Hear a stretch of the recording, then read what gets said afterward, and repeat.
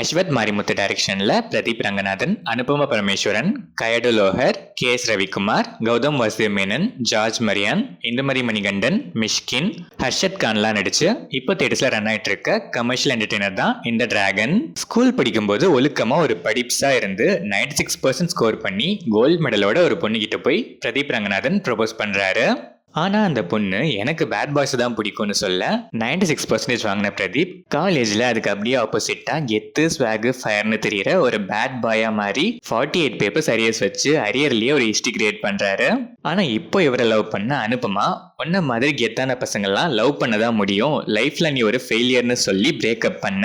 இதுக்கப்புறம் பிரதீப் ரங்கநாதன் லைஃப்ல சக்சஸ்ஃபுல்லா மாறணும்னு எடுக்கிற அதிரடியான முடிவுகளும் அதோட பின்விளைவுகளும் ஃபைனலா என்ன ஆகுதுங்கிறது தான் இந்த டிராகன். இந்த படத்தோட run time 2 hours and 35 minutes. படம் ஆரம்பிச்சது நல்லாவே ஸ்டார்ட் ஆச்சு. போக போக பெருசா லாக்ஸ் இல்லாம love failure, emotions, friendship, family, காமெடிஸ்னு எல்லாமே பெர்ஃபெக்ட் மிக்ஸா ஸ்கிரீன் பிளே எல்லாம் ஃபேர்லி என்கேஜிங்காவே இருந்துச்சு.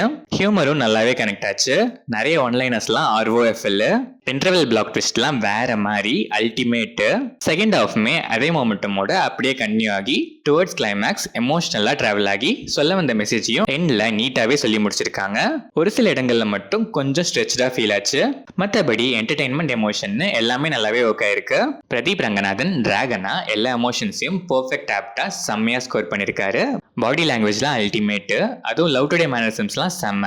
அனுபமா பரமேஸ்வரன் அண்ட் கயடு லோஹர் ரெண்டு பேருக்குமே லிமிட்டடா ஸ்கிரீன் ஸ்பேஸ் இருந்தாலும் கேரக்டர் ஸ்கோப் நல்லாவே இருந்துச்சு. ரெண்டு பேருமே நீட்டாவே பெர்ஃபார்ம் பண்ணிருக்காங்க.